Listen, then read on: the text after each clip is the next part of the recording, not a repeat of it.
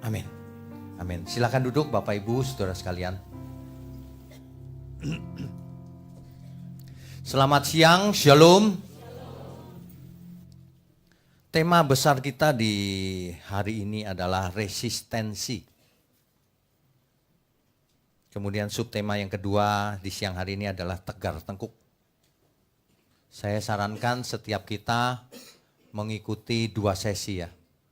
Jadi kalau ada yang datang di sesi kedua ini, sesi satunya bisa diikuti lewat online. Supaya lengkap. Ya. Bicara soal resistensi. Istilah ini dipakai dalam dunia medis. Kalau seseorang sudah kebal terhadap antibiotik tertentu, itu namanya resistensi, resisten. Makanya orang yang dikasih antibiotik apa aja kok nggak sembuh, akhirnya dites darah. Akhirnya kelihatan tuh, ternyata dia resisten antibiotik A, B, C, D, semuanya sudah resisten, sudah kebal. Jadi percuma dikasih antibiotik. Harus pakai antibiotik yang lebih kuat, yang lebih mahal, yang belum dicoba. Bayangkan kalau semua antibiotik sudah dicoba, tetap tidak sembuh. Ya dokter tinggal bilang gini, boleh makan sesukanya. Panggil saudara-saudaramu, cepetan. Cepetan. Itu resisten namanya. Ya, hati-hati. Makanya kalau minum antibiotik, tidak boleh sembarangan. Kan banyak orang sembarangan kan? Beli antibiotik sendiri, diminum sendiri. Sehari merasa enak, sudah berhenti, resisten itu. Nanti antibiotiknya jadi nggak berfungsi lain kali. Hati-hati, kalau minum antibiotik itu harus dihabiskan sampai habis. Supaya bakterinya tidak kebal terhadap antibiotik itu. Gitu, ya. Nah, sebagai seorang dokter, dokternya harusnya memperingatkan itu. Harus habis karena begini. Cuma sekarang dokter pendiam sih kebanyakan. Akibatnya banyak orang jadi korban. Ya, nggak boleh. Jangan begitu. Resistensi yang kita bicarakan ini bukan bidang medis.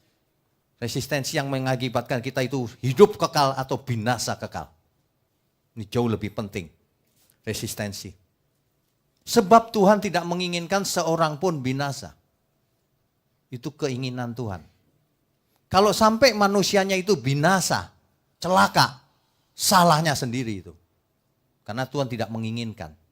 Makanya kalau ada ajaran yang mengatakan sebagian sudah dinasibkan sama Tuhan, sudah ditentukan, sudah dipredestinasikan oleh Tuhan. Nanti bakalan binasa yang ini akan kuselamatkan. Itu ngawur itu namanya, saudara. Jangan pernah dengerin ajaran seperti itu.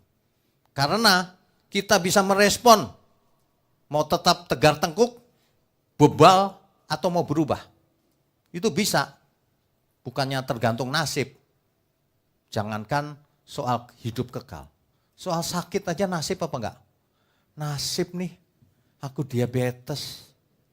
Karena orang tuaku dulu diabetes, kan banyak gitu kan ngomongnya. Salah itu. Biar orang tuanya enggak diabetes kalau tiap hari minum gula ya pasti diabetes juga. Kan gitu kan. Kan hukumnya tabur tuai. Biar orang tuanya diabetes, kalau kita jaga kesehatan enggak bakalan diabetes, saya kasih tahu. Sebab unsur keturunan itu pengaruhnya kecil. 10%, paling 15%. Lah yang 85% salah siapa? Salah diri sendiri ya dong. Ya, saya itu sering loh makan sama seseorang yang sudah diabetesnya parah, sudah nyuntik insulin. Tapi ketika makan bareng, pesennya apa saudara? Pesennya es sirup. Loh, kalau enggak es sirup, jus duren. Keren deh. Aduh, saya sampai gini, saya aja enggak diabetes, enggak berani. Ya kalau makan durian ya sepotong doang, bukan segerobak.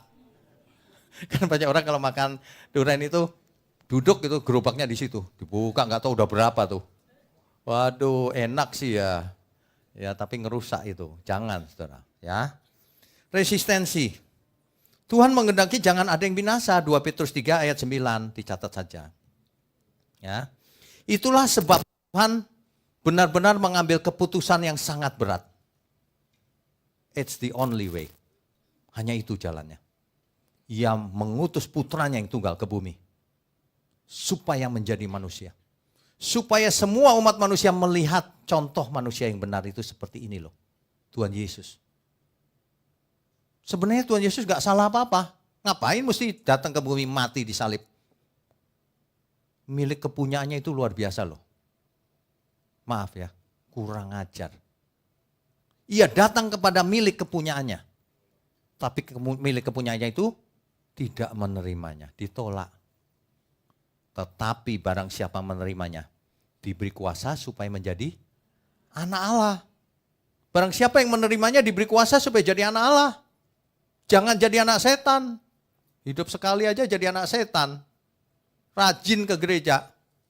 Tapi mulutnya kotor, kasar.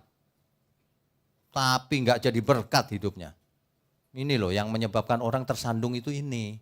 Lihat orang gereja enggak bagus. Mendingan aku enggak ke gereja tapi baik. Oh gitu loh. Jangan sampai saudara jadi sandungan ya. Apalagi dikit-dikit ngomongnya haleluya. Dikit-dikit haleluya. Nanti jalan kesandung dikit, haleluya katanya. Itu namanya latah. Bukan puji Tuhan, itu latah itu. Ya, jangan jadi sandungan hidup kita, nggak jadi berkat. Ya, jangan resisten, saudara. Kalau kita mendengar yang benar, jangan mengeraskan hati. Ya, yang rugi bukan saya, yang rugi saudara sendiri kalau mengeraskan hati.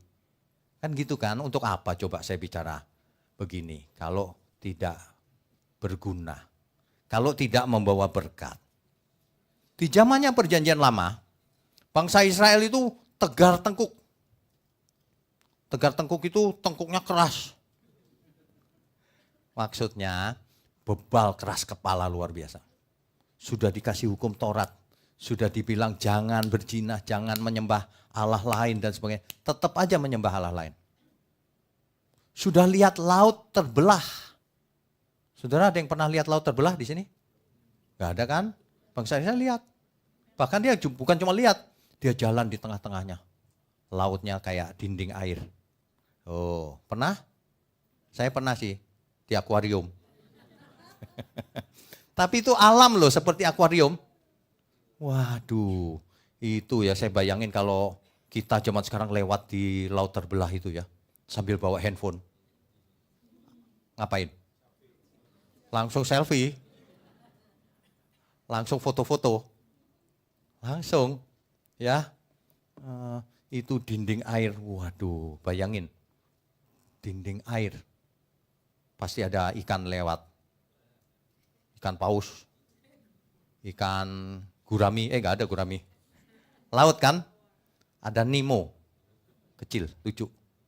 Ya pasti macam-macam. Bayangin bangsa Israel melihat mujizat yang kita tidak pernah lihat. Luar biasa.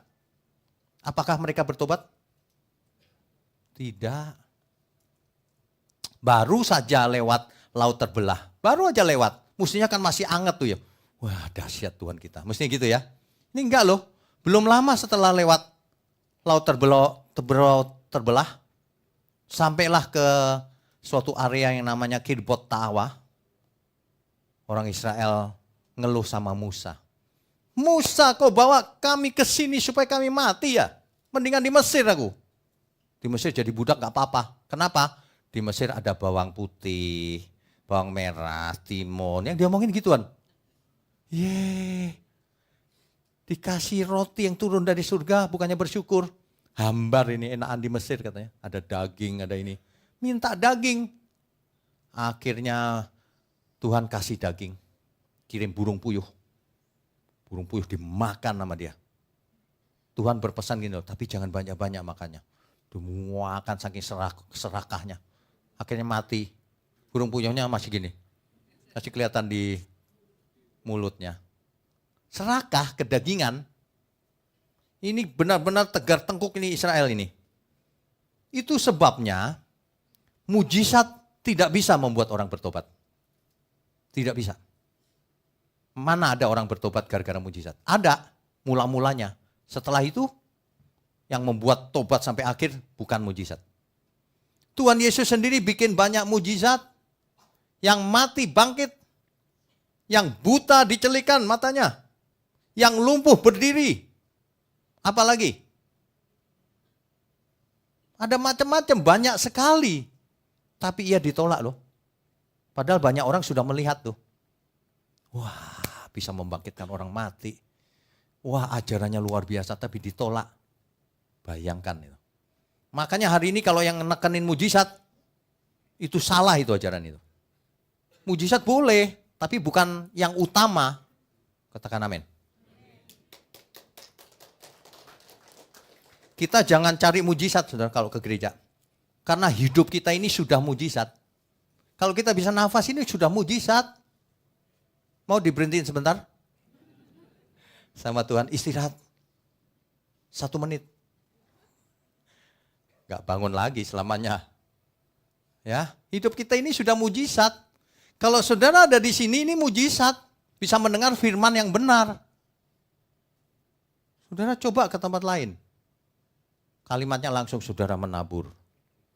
Maksudnya menabur uang. Kalau saudara mau diberkati menabur uang katanya. Bohong besar itu. Kalau mau diberkati, lihat perumpamaan penabur. Apa itu yang ditabur? Firman Tuhan. Jika firman itu ditabur seperti sekarang ini dan dimengerti dengan benar, maka hidup orang itu berbuah-buah. Ada yang 100 kali, ada yang 60 kali, ada yang 30 kali. Karakternya berubah hebat. Ia menjadi manusia baru. Manusia lamanya hilang. Itu yang dimaksud, bukan kasih persepuluhan dibalas ratusan kali dompetku jadi penuh. Ngawur, gak karu-karuan ngajar. Makanya dunia gak percaya Tuhan, karena yang ngajar begitu itu. Padahal ke gereja itu gak dituntut bayaran apapun. Tapi berubahlah kalau itu dituntut. Kita harus berubah, saudara. Kalau kita tidak berubah, kita nanti binasa. Sebelum kita binasa, kita sudah menderita di bumi ini. Kalau nggak mau berubah, jadi manusia aneh, kejam, nggak lucu lagi. Kan mestinya manusia itu lucu gitu ya. Ini nggak lucu lagi. Dulu waktu masih kecil kan lucu banget tuh. Baby, ya kan? Lah kok gede jadi begini? Dulu imut-imut. Sekarang amit-amit, tahu loh. Amit-amit katanya. Aduh, saudara, kalau saudara mendengar firman ini bukan kebetulan loh. Di dunia ini sebenarnya nggak ada yang kebetulan. Kita itu dikasih kesempatan sama Tuhan mendengar yang benar. Supaya kita meresponi anugerah Tuhan dengan benar. Supaya kita hidup menjadi berkat bagi banyak orang. Dimulai dari keluarga, teman-teman, dan dunia akan melihat berkat. Berkat Tuhan mengalir lewat hidup kita. Amin. Yang dimaksud berkat bukan uang saja loh ya. Pikirannya jangan uang terus.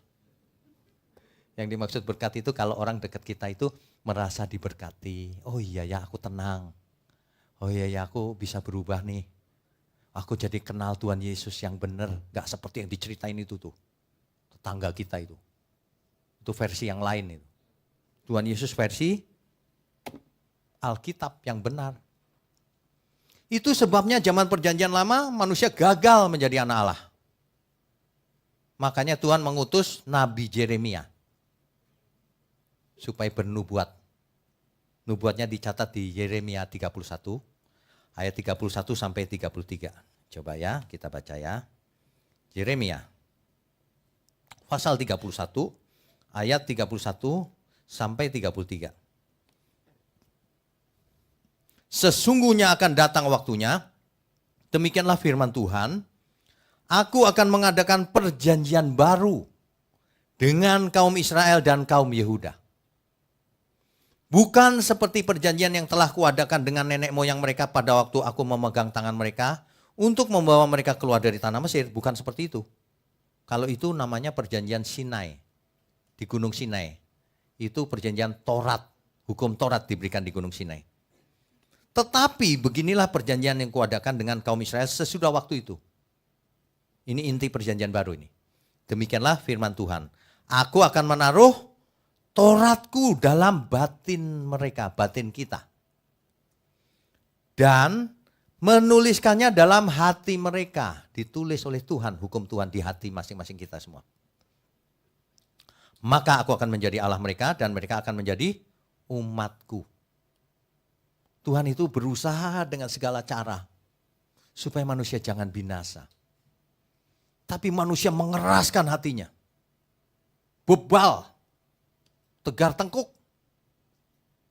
Entah apa yang dibelain sampai tegar tengkuk. Disuruh selamat aja gak mau selamat. Disuruh jadi orang baik saja gak baik. Apalagi orang suci. Banyak orang begitu loh. Aduh sedih kalau lihatnya. Ya, makanya dunia jadi banyak masalah. Makanya saudara punya masalah keluarga, masalah pekerjaan, masalah macam-macam. Karena diri sendirinya gak beres. Kalau sendiri beres, hidup sederhana aja kita seneng. Siapa yang bisa bahagia? Orang kaya? Belum tentu. Belum tentu. Miskin bisa bahagia? Bisa. Kenapa tidak? Yang sederhana aja. Kalau saudara tiap hari makan di restoran yang sama, menu yang sama, kira-kira gimana rasanya? Muntah lagi.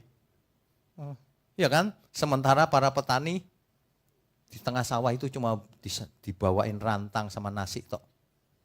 Sama sambal. Ada tempe udah untung banget tuh. Itu aja muakannya bisa. Gitu. Sementara yang sering makan di restoran. Ya kan? Saudara mesti bersyukur hari ini kita makan gak cuma sambal tok kan. Saudara tahu gak dulu waktu saya SD, SMP. Kalau makan cuma nasi bawanya, rantang. Terus beli soto. Kuahnya doang. Iya bener. Kalau rawon juga kuahnya doang gitu. Dulu saya ingat-ingat gitu ya. Waduh parah. Tapi zaman sekarang, anak saya yang gede. Makannya cuma kuah tok maunya. Gak tahu nurun apa-apa namanya tuh. Padahal kita beliin daging loh, bukan kuah tok. Rawon ya ada dagingnya lah ya meskipun dikit. Gak mau dia. Wah ini nurun ini pasti. Aduh kok bisa gitu ya. Ya tapi kalau kita belajar dari Alkitab ya. Hukum Taurat ternyata tidak efektif. Bangsa Israel melanggar terus dari dulu. Ya, makanya Bapa di surga mengeluarkan opsi terakhir. Yaitu mengirim anak tunggalnya ke dunia ini. Supaya kita berubah. Kalau sampai enggak berubah juga, salahmu sendiri. Sudah enggak ada lagi yang dikirim. Sudah terakhir itu Tuhan Yesus yang datang. Tuhan Yesus bahkan mengorbankan dirinya meskipun tidak bersalah. Ia mati untuk kita semua. Supaya kita pun melihat, belajar ini loh yang benar. Di antara banyak opsi di dunia ini. Adakah agama A, B, C, ajaran, semuanya mengajarkan kebaikan. Betul, tidak boleh mencuri, tidak boleh membunuh. Sama, tapi yang mengajarkan seperti Tuhan Yesus. Kebenaran yang utuh, cuma Tuhan Yesus.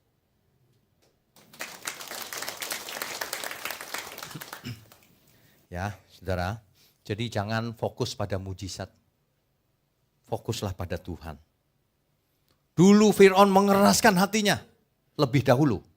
Makanya tidak tobat-tobat malah ngeledek Tuhan, dikeraskan hatinya sama Tuhan. Itu hukuman Tuhan.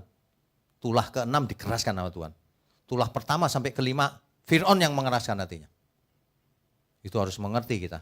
Supaya tidak diajari yang salah, amin juga.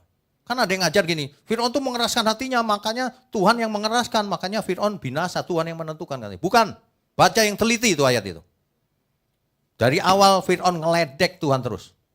Akhirnya tulah ke-6, kalau gitu dikeraskan, dimatiin aja sekalian Fir'aun. Fir'aun itu kebangetan, mengeraskan hati.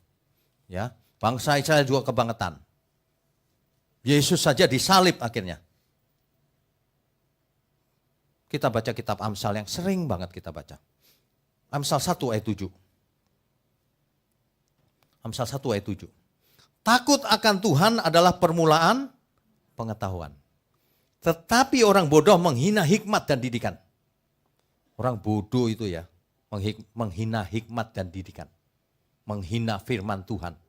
Dikasih yang benar menghina, itu bodoh banget namanya. Dinasihati yang baik menolak, kurang apa bodohnya? Bodoh di situ artinya bebal. Artinya tegar tengkuk. Bodoh di situ itu. Ya. Udah jelas kalimatnya, takut akan Tuhan adalah permulaan pengetahuan. Percuma yang lain-lain itu kalau tidak takut Tuhan. Alkitab berkata begini, apa gunanya kau punya seluruh dunia ini kalau jiwamu binasa? Coba apa gunanya? Salomo yang paling kaya di dunia. Setiap tahun dia dapat setoran dari raja-raja Arab. Ratusan ton emas, setorannya doang. Betapa kayanya itu. Sampai perak itu dibuang di jalanan banyak. Gak ada artinya perak di zamannya Salomo. Ya paling kaya, paling berkuasa, gak ada yang berani lawan dia. Paling banyak istrinya. 1000. Ada orang yang istrinya 1000 sekarang? Gak ada. Satu aja ngasih makannya susah. 1000 lagi. Satu aja makan hati kata orang. Ya, Salomo punya semuanya. Tapi apa yang terjadi? Di akhir hidupnya ia menyembah dewa-dewa Kanaan istrinya yang kafir itu. Malah menyimpang dia. Tapi mudah-mudahan dia bertobat sebelum mati. Dia menulis kitab pengkhotbah. Segala sesuatu sia-sia. Terjemahnya yang lebih tepat gini, segala sesuatu sementara. Makanya saudara kalau lagi happy, jangan terlalu happy, itu cuma sebentar. Kalau lagi sedih, jangan terlalu sedih, itu juga cuma sebentar. Ya, ingatlah penciptamu selagi engkau muda, jangan lupa. Ada orang ketika muda, ia sukses, ia belum sukses, ia dekat Tuhan. Ketika ia mulai sukses, sibuk, ia jauh dari Tuhan. Kekayaannya bukan berkat itu, kekayaannya kutuk itu. Mengakibatkan dia binasa itu. Mendingan gak usah kaya kalau begitu. Makanya saudara, kalau saudara kaya, tetap dekat Tuhan. Kalau enggak binasa kau. Buat apa kaya itu? Kaya cuma bisa dinikmati sebentar kan? Sekarang usiamu berapa? 30? Masih sisa 50 tahun? Belum tentu. Siapa tahu tahun depan berangkat. Sebaliknya yang 50 tahun tinggal 30, belum tentu. Siapa tahu dikasih umur panjang sama Tuhan, sampai 100. Iya kan? Iya. Jangan sombong. Kita tidak tahu kapan ujung maut. Tapi kita tidak akan ke alam maut. Karena barang siapa percaya, kalau mati rohnya bersama Tuhan. Amin ya. Wah itu luar biasa itu.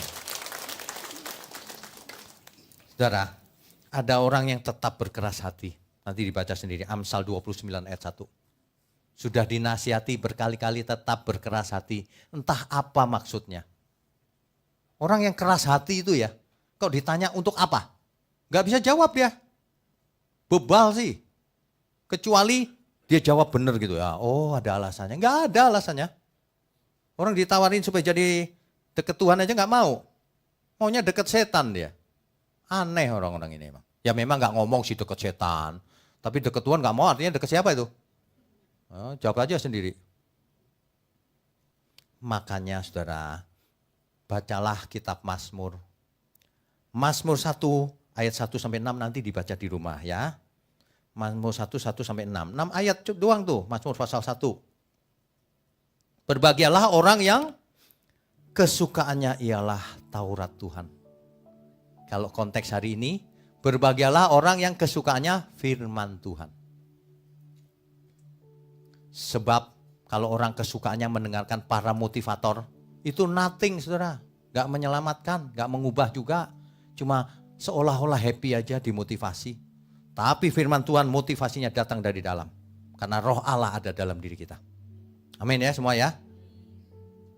Yang berbahagialah adalah orang-orang yang kesukaannya firman Tuhan. Berbahagialah orang yang kesukaannya ialah firman Tuhan dan yang merenungkannya siang dan malam. Ia seperti pohon yang ditanam di tepi aliran air, yang menghasilkan buahnya pada musimnya, dan yang tidak layu daunnya. Apa saja yang diperbuatnya pasti berhasil. Ini nyanyian ini diambil dari kitab Mazmur pasal 1. Saudara ya, kalau kita dekat Tuhan, apa saja yang kita lakukan berhasil. Berhasil itu bukan berhasil secara dunia, kaya raya, bukan itu maksudnya. Apa saja yang kita lakukan berkenan bagi Tuhan. Iya, berkenan. Meskipun bisnis kita sederhana, tapi cukup untuk makan minum. Itu bikin damai sejahtera kalau kita dekat Tuhan. Ada amin ya? Itu maksudnya kita akan happy yang benar. Pemazmur ini luar biasa loh. Ada banyak catatan Mazmur yang luar biasa. Ya, saudara harus belajar berbahagia. Bukan dari pengaruh dunia ini, bukan karena harta lagi banyak. Bukan karena saldo bank lagi tinggi. Saya kemarin dikasih tahu tuh. Saya kemarin pelayanan di suatu kantor, ya, persekutuan doa, yang kursinya itu ratusan. Kemarin itu kok tinggal sedikit ya. Kok tinggal 75-an, separuh. Saya tanya sama pengurusnya, biasanya rame kok, sekarang nggak rame? Iya Pak, lagi tanggal muda. Rupanya tanggal muda. Kalau siang makan siang nggak mau persekutuan doa, nanti kalau tanggal tua rame Pak. Duitnya udah habis datang ke Tuhan lagi. Ini gimana sih saya sampai, aduh, mau tanggal tua, mau tanggal muda, mau ada duit, nggak ada duit, haleluya tetap. Amin. Ini apa sih ya? Kalau lagi tanggal muda, haleluya. Tanggal tua, haleluya. Kalem, lemes. Mestinya nggak gitu loh. Mestinya nggak gitu. Makanya bahagia nggak usah dicari kemana-mana. Di Alkitab ada banyak kata-kata berbahagia. Salah satunya ini. Berbahagialah orang yang kesukaannya firman Tuhan. Dan yang merenungkannya siang dan malam. Yang melakukannya maksudnya. Itu orang yang berbahagia. Ia akan seperti pohon yang ditanam di tepi aliran air. Apa maksudnya? Ia akan dapat makanan dekat dengan sumber air. Yang menghasilkan buahnya di musimnya. Jangan pohon pas musim buah dia kering. Saudara kalau punya pohon kering, saudara apa kan? Tetangga pada buah gitu kan. Dia kering sendiri. Ngeledek ini. Udah dikasih pupuk, udah dikasih apa, kering sendiri. Dihias. Bakar. Ganti pohon yang lain.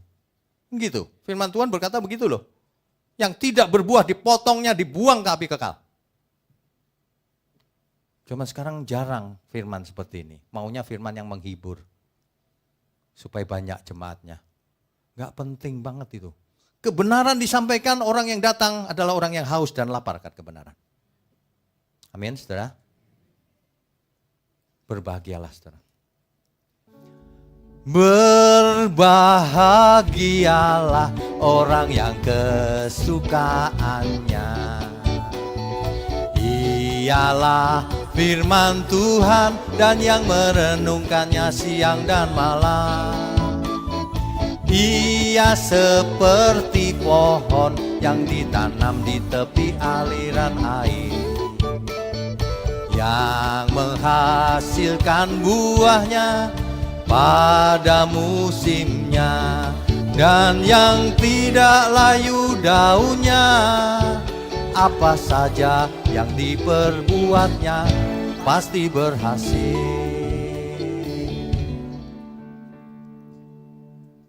Jangan saudara resisten kalau kebenaran disampaikan.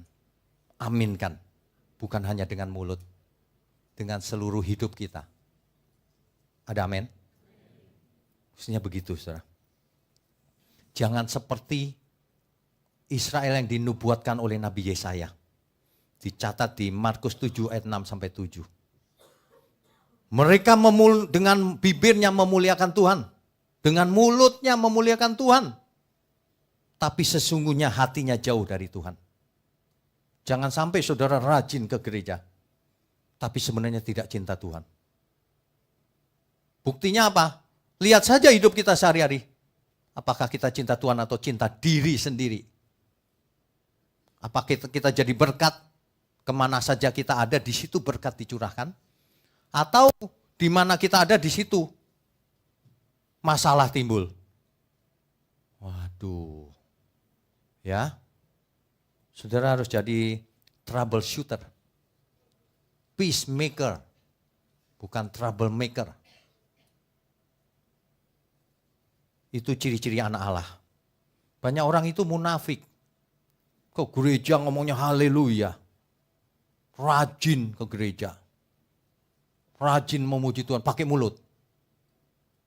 Tapi kelakuannya tidak mencerminkan imannya. Itu namanya agamawi. Cuma suka beragama. Tapi sama sesama kejam. Tapi tidak punya belas kasihan. Ya, hari ini ya saudara ya. Pelajaran ini sebenarnya sudah lama, kita sudah sering dengar tegar tengkuknya Israel itu. Bandel banget gitu. Waduh. Kalau bandel masih mending. Bandel. Bandel tahu gak maksudnya? Itu gaya bahasa Jawa tuh gitu. Kalau bandel banget itu bandel. Manusia memang bandel. Suatu hari di tahun berapa itu ya, di California ada suatu eksperimen. Ini penelitian ilmiah nih. Dikumpulkan suatu populasi berapa ratus orang yang jantungnya sudah mampet. Yang kesakitan. Setiap saat bisa mati itu. Ya. Dikumpulkan ditanya, "Apakah saudara mau sembuh?" Jawabnya, "Tentu." Kalau mau sembuh begini caranya. Diajarin supaya berubah pola hidupnya. Setelah itu mereka pulang ditemani oleh pencatat penelitian itu. 3 bulan kemudian hampir semuanya mati. Serangan jantung. Yang hidup cuma segelintir orang karena berubah pola hidupnya. Yang sebagian besar tidak mau berubah. Bahkan ketika pilihannya mati atau hidup aja masih gak mau berubah. Coba bayangkan. Apa tadi? Bukan bandel, tapi bandel. Bandel banget. Aduh, saya nggak tahu untungnya apa ya. Aduh, bisa begitu ya. Makanya ya, orang-orang itu, kita itu tidak boleh resisten. Obatnya manusia yang sakit jiwa itu cuma satu, kebenaran firman. Kalau obat itu disuntikkan gitu ya, harusnya sembuh. Tapi kalau orangnya resisten, gak mempan. Meskipun itu kebenaran firman. Gak mempan. Ada banyak orang gak mempan, resisten. Penyebabnya ada berbagai macam. Penyebabnya macam-macam. Salah satunya, karena ajaran yang salah selama ini didengar. Makanya jadi resisten terhadap Alkitab. Diajari kalau ikut Tuhan pasti kaya raya. Pasti tidak pernah sakit. Benerannya sakit. Dia gak mau datang lagi, bohong itu berarti, resisten. Diceritain, yang ini lebih benar loh ini, enggak sama aja katanya. Resisten. Jangan mendengar ajaran yang salah. Apalagi yang diajarin mistis. Kalau mau pinter saudara, doa puasa.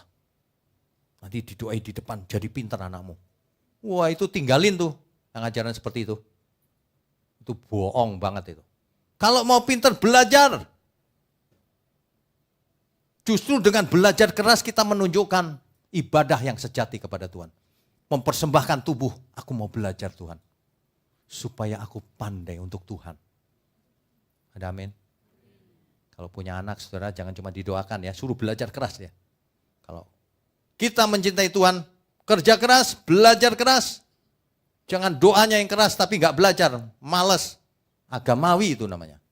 Banyak orang itu suka agamawi. Sukanya puasa, ritual, yang mistis-mistis, tapi tanggung jawabnya nggak ada setiap harinya. Waduh, ini rusak loh. Orang seperti itu jadi sandungan. Yang bikin orang resisten itu salah satunya itu, ajaran yang salah itu. Yang kedua, ada orang-orang tertentu ya, aduh gimana ngomongnya ya, ignorant. Ignorant itu gimana ya jelasinnya? Ignorant tuh gini loh, dia itu nggak tahu sebenarnya. Tapi dikasih tahu nggak mau. Gimana tuh? Itu ignorant. Disuruh belajar nggak mau.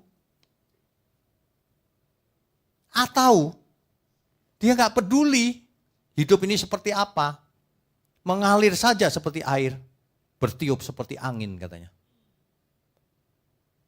Bapak Ibu tahu kan angin bertiup kemana? Gak tahu jawabannya. Terus hilang. Mau hidup kita hilang begitu saja. Mengalir seperti air mau. Perhatikan air mengalir kemana kalau kita mandi? Ke got. Jangan, hidup kita harus kita arahkan kepada Tuhan. Hidup yang benar setiap hari. Belajar keras, yang pintar. Kerja keras. Bisnis yang pintar. Ya, tapi jangan buat dosa. Perbaiki karaktermu. Untuk supaya semua orang diberkati. Mulai dari keluarga, pasangan hidup, anak, orang tua, menantu, mertua, teman-teman. Semua orang, kehadiran kita itu harus jadi berkat. Perintah Tuhan jadilah garam dan terang dunia. Jangan kehadiran kita menjadi masalah buat orang lain. Ya, hidup cuma sekali. Yang kedua apa tadi? Ignorant. Gak ngerti, gak mau belajar. Diajarin gak mau tahu, gak peduli hidupnya. Kalau seseorang gak peduli hidupnya seperti apa ya, bye-bye. Gak ada yang perlu kita diskusikan lagi. Gak peduli, sama diri sendiri aja gak peduli. Yang ketiga yang menyebabkan orang resisten datang ke gereja atau menjadi orang benar. Yang ketiga itu tersandung oleh orang Kristen sendiri. Banyak orang yang Kristennya KTP doang. KTP-nya Kristen Pak. Tapi kelakuannya lebih jahat dari orang dunia. Waduh, nanti kalau di pintu surga ya ditanya, kamu Kristen Pak? Ini KTP saya. Dilihat KTP-nya. Oh iya Kristen KTP-nya, KTP masuk surga. Kamu Kristen bukan? Gak berani jawab. Jangan sampai yang masuk surga KTP-nya doang. Ya, makanya jangan jadi Kristen KTP, percuma. Beragama Kristen itu percuma. Kalau tidak perbuatannya nyata. Itu loh. Bertobat ya saudara mulai sekarang ya. Saya tahu banyak orang belum sempurna. Saya juga belum sempurna. Tapi kita mau belajar, jangan ignorant. Enggak apa-apa lah. Wah itu dia ignorant. Aku mau belajar perbaiki karakterku. Pelan-pelan tapi pasti. Wah itu baru mantap. Amin. Kita beri kemuliaan untuk Tuhan. Jangan kita mengaku percaya Tuhan tapi sukanya dugem. Apa dugem? Gak tahu ya. Dunia gemerlap. Ya, dugem. Kemarin ada yang WA saya baru ingat lagi. Seorang nenek-nenek WA saya, Pak saya suka dugem loh Pak. Saya kan bingung, waduh, umur saya 80 tahun. Waduh, masih bisa dugem, saya bilang. Iya Pak, dugem beneran. Tapi bukan dunia gemerlap malam, bukan. Dugemnya singkatan, duduk gemetar. Karena sudah 80 tahun duduknya gemetar maksudnya. Ada istilah baru, dugem boleh. Duduk gemetar.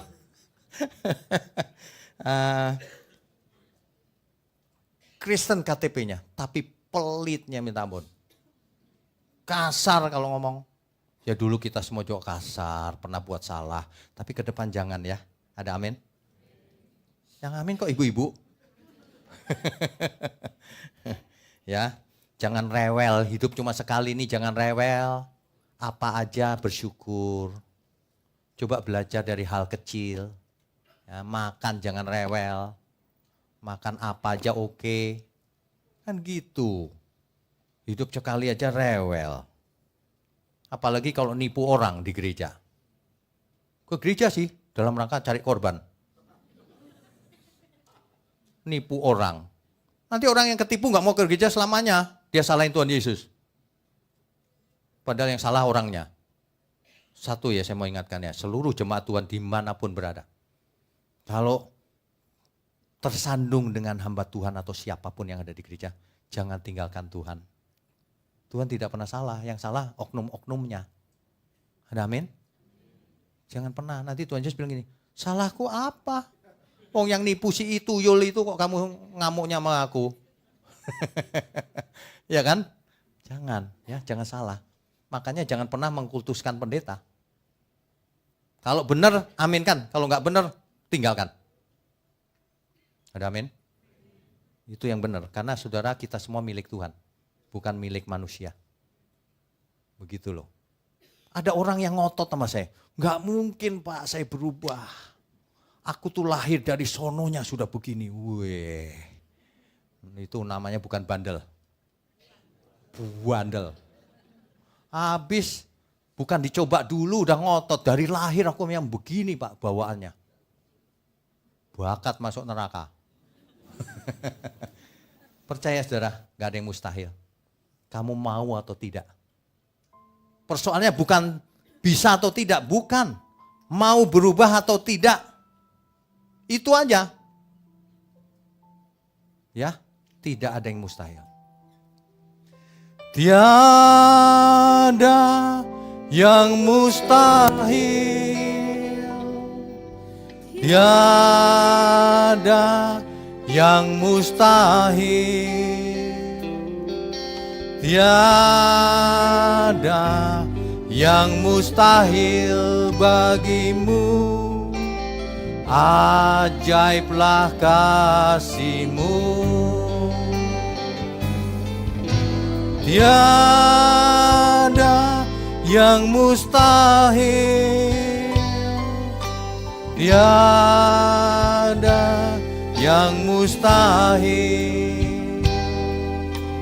tiada yang mustahil bagimu, besarlah kuasa-Mu. Setiap kita bisa berubah, sekeras apapun saudara bisa berubah, asal saudara mau diubah. Amin. Jangan mengeraskan hati. Jangan tegar tengkuk. Jangan bebal. Yang rugi saudara sendiri, yang rugi kita sendiri.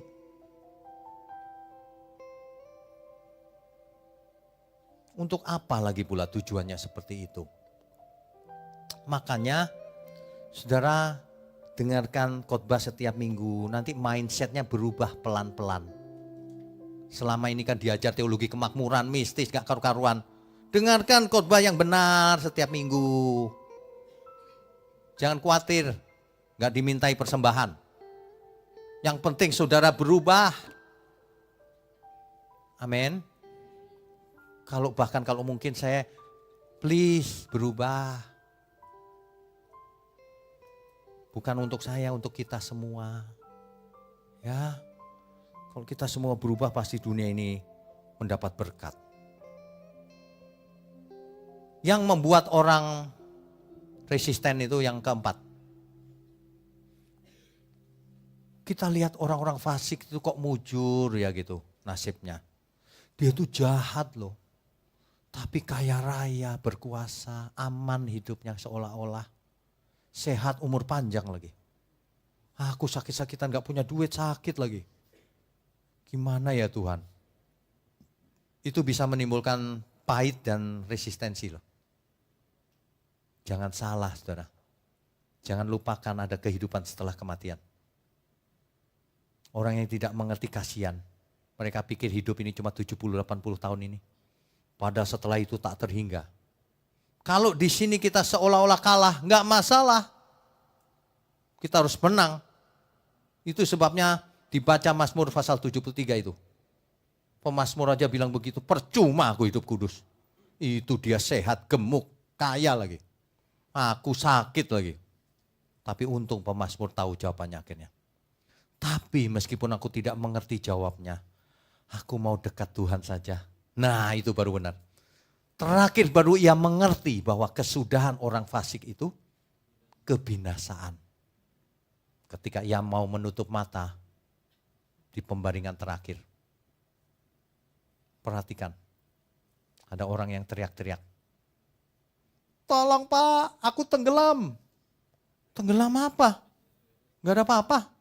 Tenggelam. Tolong aku mau dijemput sama itu tuh, gelap tuh, gak tahu apa itu. Loh, ini sudah koma saja masih kerasukan setan loh saudara. Itu dalam keadaan koma loh bisa ngomong gak karuan. Waduh ini hidupnya bagaimana ini dulu ya. Waduh mengerikan. Makanya kalau kita hidup ini, kalau gak mau dekat Tuhan, waduh itu bukan, maaf ya, bukan goblok. Bahasa Jawa itu mantep ya bang, goblok. Habis deket Tuhan kok gak mau, gak dimintain bayaran, gak dimintain apa. Belajarlah kepadaku kata Tuhan Yesus. Ya, kuk yang kupasang itu ringan, enak. Ayo belajar. Ayo belajar yang benar. Baik engkau makan, minum, apapun lakukan untuk Tuhan. Kan enak. Iya kan? Coba saudara dengarkan orang-orang yang pengalaman, yang diganggu setan. Siapa yang bisa lindungi? Kalau bukan Tuhan. Ya. Seorang anak kecil kalau kita doakan, dalam nama Yesus, setan tidak berkuasa atas kau. Gak ada yang bisa ganggu. Gak ada. Tanya aja sama orang yang mengalami. Banyak orang anak kecilnya kerasukan malah ke dukun. Sama aja bohong. Kan teman sendiri itu. Seolah-olah sembuh sementara, tapi utangnya dicatat. Kamu pernah hutang. Nanti ditagih kapan-kapan. Ya, jangan ignorant, saudara. Jangan ignorant. Jangan tersandung karena Kristen KTP. Artinya saudara jangan jadi Kristen KTP-nya doang. Jadilah anak-anak Allah. Ya, kalau ada orang fasik, orang jahat yang mujur, beruntung kaya, biarin saja. Ujungnya kebinasaan kekal.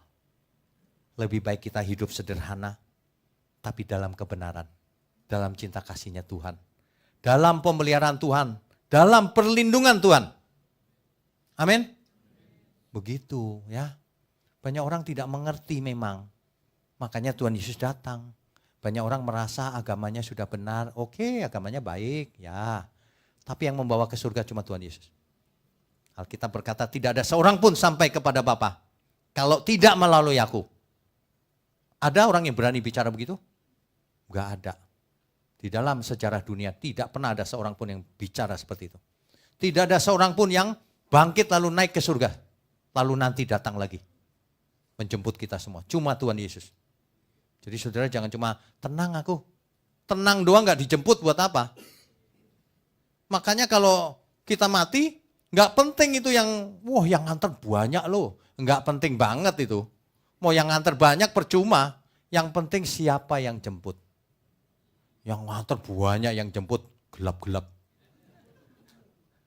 Yang penting yang jemput saudara. Kalau kita di dalam Tuhan tentu saja yang jemput malaikat Tuhan. Amin ya semua ya. Iya, Tuhan sudah ngajar jelas banget padahal. Ada orang kaya dan Lazarus. Lazarus mati, orang kaya itu mati. Orang kaya itu masuk ke alam maut. Kenapa? Karena ia tidak punya belas kasihan sama Lazarus. Kalau ada orang kaya zaman sekarang harus punya belas kasihan supaya tetap selamat. Tidak semua orang kaya selamat dan tidak semua orang kaya binasa. Tidak. Demikian juga tidak seorang orang miskin pasti masuk surga. Siapa yang bilang? Banyak orang miskin juga jahat-jahat. Miskin atau kaya itu gak penting. Yang penting kita berkenan bagi Tuhan. Ada amin saudara? Itu mestinya.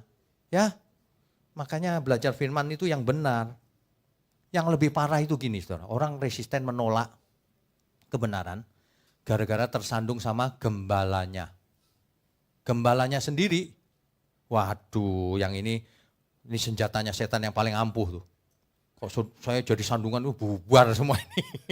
Minggu depan gak ada yang datang satu pun. Iya kan? Efektif kan? Makanya jadi gembala berat Pak. Gak boleh.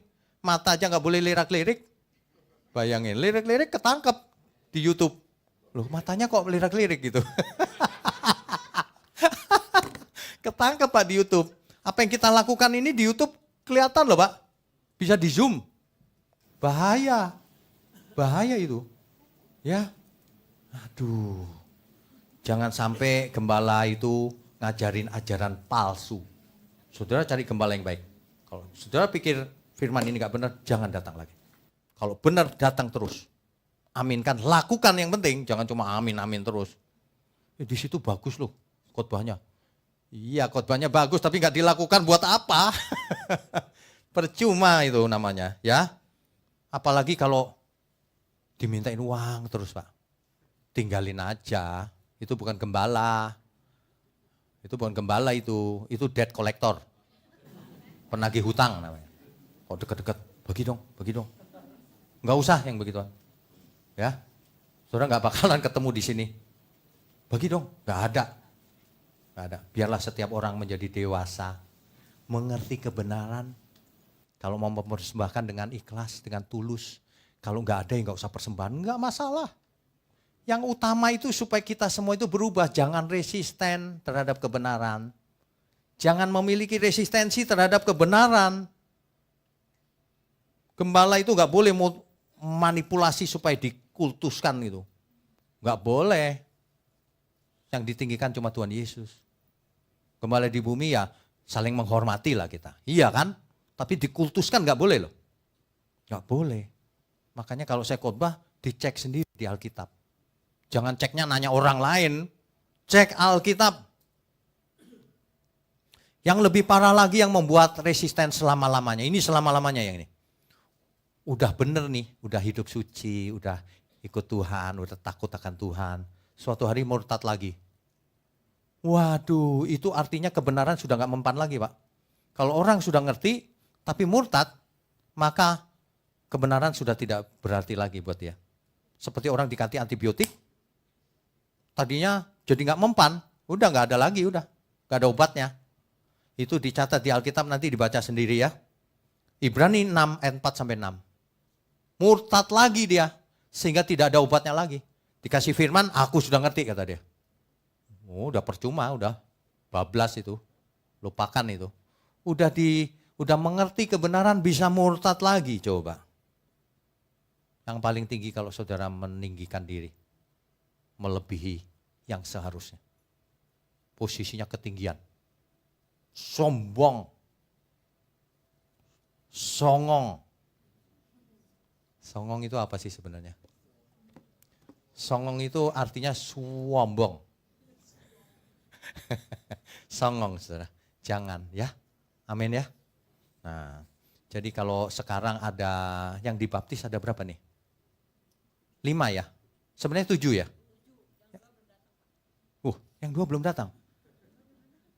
Kok belum datang ya? Nanti kalau pas baptisan belum datang juga ya ketinggalan kereta ya. Ya. Kalau mau dibaptis itu artinya apa sih?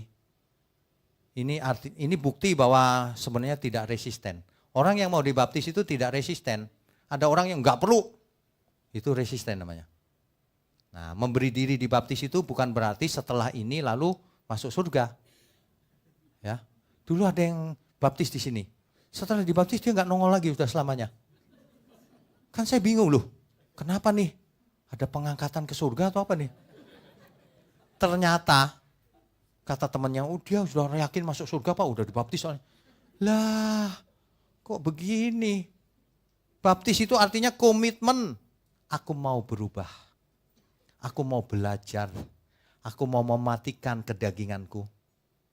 Sehingga nanti keluar dari air artinya menjadi manusia yang baru di dalam Tuhan. Proses menjadi anak-anak Allah. Itu arti baptisan. Setelah dibaptis, mengambil perjamuan kudus artinya namanya dicatat dalam perjanjian yang baru bersama Tuhan Yesus. Jangan sampai nama itu kemudian dicoret lagi. Karena murtad lagi kan. Jadi sekali dibaptis, selamanya belajar menguduskan diri. Belajar jadi anak Allah. Ada amin? Demikian juga semua yang belum dibaptis, ya nggak apa-apa, suatu hari kalau memang sudah merasa ingin dibaptis silahkan. Sebab baptis ini bukan akal-akalan manusia, tapi perintah Tuhan Yesus sendiri. Jadikan semua bangsa muridku, baptislah mereka di dalam nama Bapa, Putra, dan Roh Kudus. Itu perintah Tuhan Yesus. Tapi baptis cuma lambang. Yang penting benerannya berubah atau tidak. Semua orang buat dosa, pernah. Tapi ke depan jangan buat lagi. Amin. Jangan resisten, saudara. Jangan mengeraskan hati. Jangan keras kepala. Jangan kebal terhadap kebenaran. Kalau dinasihati itu diterima, dilakukan, diaminkan benar-benar. Mestinya begitu. Sebab tidak ada cara lain untuk menyelamatkan manusia. Selain manusia itu mau bertobat. Kisah Rasul 3 ayat 19. Oleh karena itu sadarlah dan bertobatlah. Supaya dosamu diampuni. Kita nggak usah bicara soal itu deh. Sekarang begini, kalau kita bertobat, kira-kira sekeliling kita senang nggak? Ya senanglah. Oh dia sekarang beda loh. Dulu mulutnya tajam sekali. Banyak durinya. Sekarang durinya sudah tumpul. Kan gitu ya. Itu luar biasa loh. Itu mujizat lebih penting daripada mujizat yang kanker sembuh. Sakit gigi sembuh. Yang ini lebih penting. Perubahan akal budi. Perubahan hati. Perubahan karakter. Itu yang lebih penting. Topik di siang hari ini. Jangan sampai kita tidak mengerti resistensi. Banyak orang resisten. Gak mau gitu berubah. Kebal terhadap kebenaran. Ibarat kebenaran itu disuntikkan gitu ya. Set, antibiotik kebenaran. Mesti sembuh dong. Ini gak kebal. Resisten dia. Anggap enteng. Gak percaya, anggap enteng. Dan gak peduli. Wah yang begitu udah pasti binasa itu. Ya. Makanya kalau kita dengar lagu-lagu kita. Itu liriknya perhatikan baik-baik. Jangan cuma nadanya enak nih tapi liriknya gak ingat. Jangan. Perhatikan baik-baik. Itu kebenaran yang disampaikan dalam bentuk nada-nada irama. Kebenaran itu prinsipnya. Ya. Kemanapun kita pergi. Kita harus selalu ingat. Hidup ini tidak lama. Makanya jangan sombong. Jangan keras hati. Jangan buadel, hidup ini ada ujungnya, semuanya fana. Saudara mesti belajar dari Raja Salomo yang kaya raya tadi itu. Yang apalagi, dia berhikmat, paling berhikmat di zamannya. Yang dia paling berkuasa di zamannya. Yang istrinya paling banyak lagi, 1000. Tapi semuanya berlalu, semuanya fana. Percuma kalau tidak dekat Tuhan. Amin ya semua ya.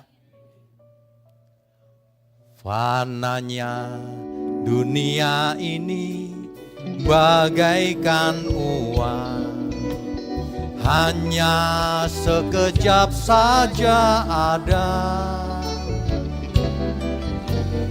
Hidup di bumi ini hanyalah singkat.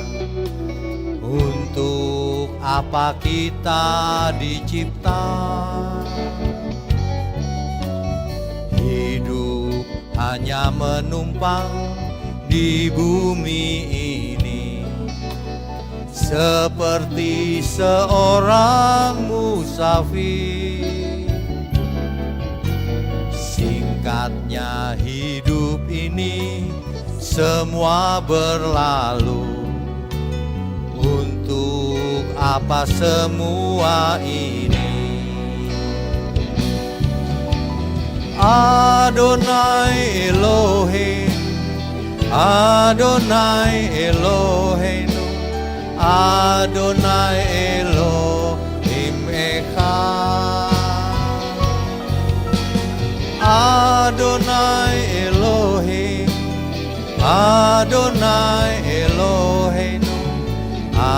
Adonai Elohim Echad. Melayanimu Tuhan. Melayanimu, melayanimu, melayanimu sampai akhir. Melayanimu, melayanimu, melayanimu selamanya.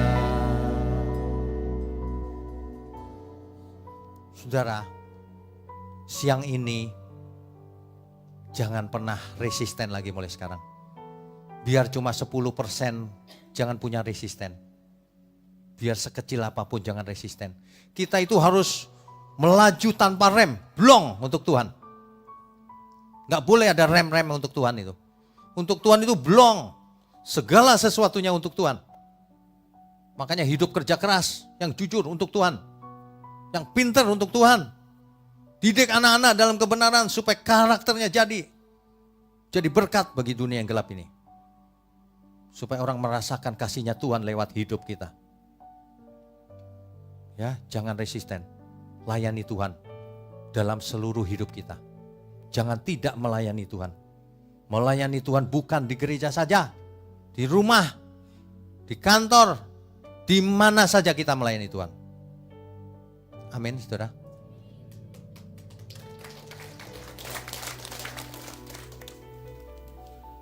Melayanimu, melayanimu, melayanimu sampai akhir. Melayanimu, melayanimu, melayanimu selamanya. Saudara sekalian, bicara soal kebenaran, setiap orang merasa benar. Makanya semua kecap dinomor satukan. Ada orang yang mengatakan saya paling benar, ini paling benar, itu paling benar. Mana sebenarnya yang paling benar? Oleh sebab itu, hadiri seminar 7 natur kebenaran dan aplikasinya. Seminar ini wajib dihadiri oleh para teolog, apologet, pengkhotbah, bahkan oleh para jemaat sendiri. Agar kita bisa membedakan manakah yang benar, manakah yang salah. Inilah alat uji kebenaran yang sangat objektif dan alkitabiah. Pastikan saudara ikut dan ajak seluruh saudara dan sahabat-sahabat. Bapak-bapak dan ibu-ibu yang terkasih dimanapun berada, yuk kita belajar pelajaran Alkitab bersama secara online. Setiap hari Rabu jam 7 malam bersama pendeta Bapak Wiknyo Tanto secara online, bisa melalui Zoom. Tetapi kita harus mendaftarkan dulu ke nomor berikut ini. Selamat bergabung dan Tuhan Yesus memberkati.